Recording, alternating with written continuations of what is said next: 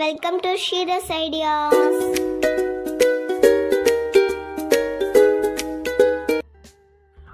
இன்னைக்கு டயட் இருக்கவங்களாம் சாப்பிட்ற மாதிரி ஓட்ஸ் வச்சு ஒரு பிரேக்ஃபாஸ்ட் ரெசிபி பார்க்க போகிறோம். அதுக்கு ஒரு பவுலில் 2 கரண்டியில் ஓட்ஸ் எடுத்து தண்ணி 10 நிமிஷம் ஊற்றி ஊற விட்டுருங்க.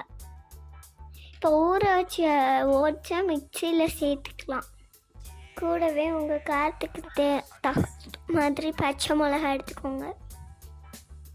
ஒரு மீடியம் சைஸ் வெங்காயம் சேர்த்துக்கோங்க.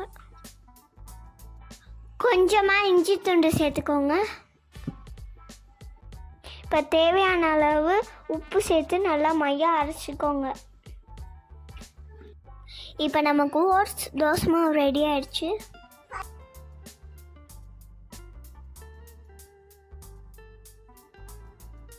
ஒரு தோசை தவாவில் இப்போ நம்ம செஞ்சு வச்சுருக்க மாவை ஊற்றிட்டு ஒரு 5 நிமிஷம் போல் வேக விட்டுருங்க. வெந்ததும் திருப்பி போட்டு மறுபடியும் வேக விட்டுருங்க.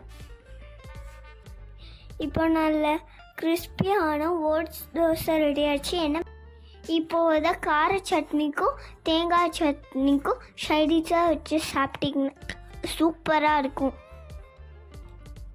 டயட்டில் இருக்கவங்களுக்கு இது பெஸ்ட்டான பிரேக்ஃபாஸ்ட்.